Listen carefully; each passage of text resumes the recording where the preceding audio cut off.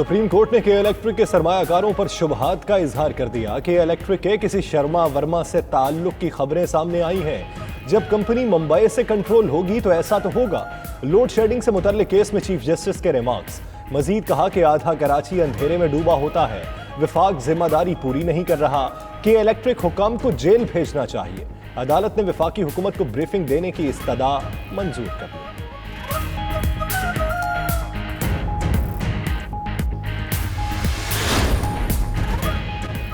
Money laundering case में शहबाज शरीफ के जिस्मानी रिमांड में 1 हफ्ते की तौसी, 20 अक्टूबर को दोबारा पेश करने का हुक्म। हमजा शहबाज के जुडिशल रिमांड में भी 27 अक्टूबर तक तौसी कर दी गई। शहबाज शरीफ की अदालत में फिर गिले शिकवे।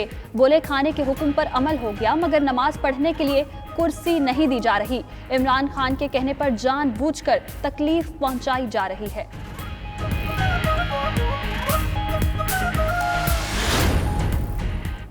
शहजाद अकबर गाड़ियां और हुलिये बदल कर नैब ऑफिस जाते हैं, मरियम औरंगजेब का इल्जाम। मजीद बोली, नैब ने शहबाज शरीफ के रूम में ऐसी चीजें लगाईं जिससे वो जख्मी हुए।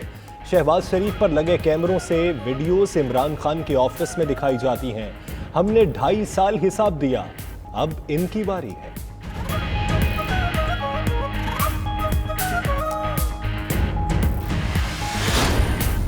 मेगा मनी लॉन्ड्रिंग रेफरेंस की समाअत आसिफ अली जरदारी और फरियाल तालपुर की हाजिरी से इस्तिस्ना की दरखास्तें मंजूर।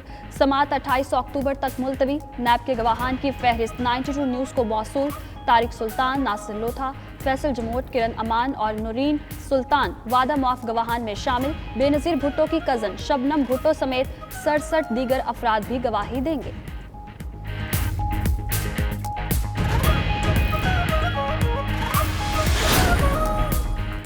साबिक वज़राए आज़म, वज़राए आला समेत अहम शख्सियात के खिलाफ 11 रेफरेंस तैयार। चेयरमैन नैब की सरबराही में एग्जीक्यूटिव बोर्ड का इजलास आज तलब। रेफरेंसेस की मंजूरी का इम्कान। JUI फे बलूचिस्तान के अमीर मौलाना अब्दुल वासे के खिलाफ भी रेफरेंस मंजूरी के लिए पेश होगा।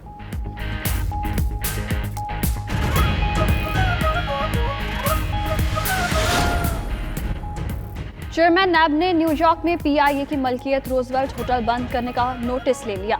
नोटिस DG नैब रावलपिंडी इरफान मंगी को तहकीकात का हुक्म। चेयरमैन नैब ने कहा, तहकीकात की जाए कि रोजवेल्ट को मुनाफा बख्श क्यों न बनाया जा सका और कौमी असासे को बंद करने की जरूरत क्यों पेश आई।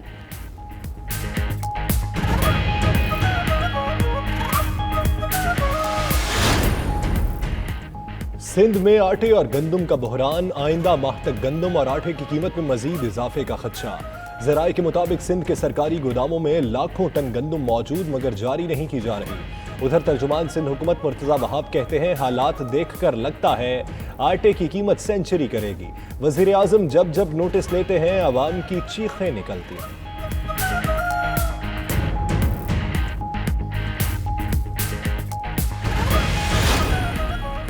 वज़ीर आज़म की ज़ेर सदारत वफाकी काबीना का इजलास जारी। 12 निकाती एजेंडा ज़ेर गौर। इजलास में मुल्की मुआशी और सियासी सूरत हाल का भी जायजा। वफाकी काबीना इक्तिसादी राब्ता कमेटी और कमेटी बराए कानूनी मामलात के फैसलों की तौसीक भी करेगी।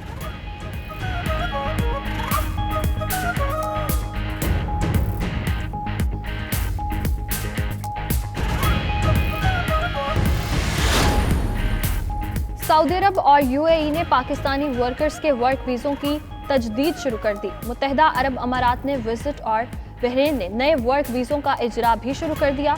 हुकाम के मुताबिक कोरोना वबा के दौरान जो लोग पाकिस्तान गए और वीज़ों की मुद्दत खत्म हो गई, उनके वीज़े बहाल किए जा रहे हैं।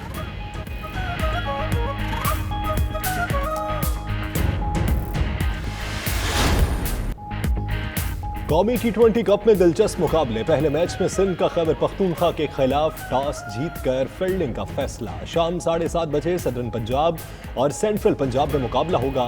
सेंट्रल पंजाब के कप्तान बाबर आजम का कहना है, कारकर्दगी वही अच्छी होती है जो टीम के काम आए। उन्होंने हमेशा 110% कारकर्दगी दिखाने की कोशिश की।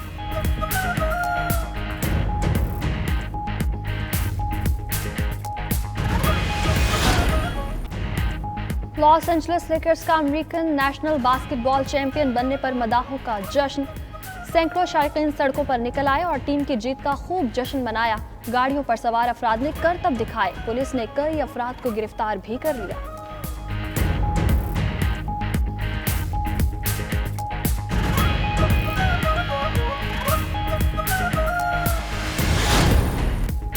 اور گلوکارہ مسرت نذیر کی 80ویں سالگرہ. گلوکاری ہو یا اداکاری، مسرت نذیر نے دونوں شعبوں میں خود کو منوایا. میرا لانگ گواچا نے مسرت نذیر کو گلوکاری کے میدان میں امر کر دیا. مسرت نذیر اپنی فیملی کے ساتھ کینیڈا میں رہائش پذیر ہے.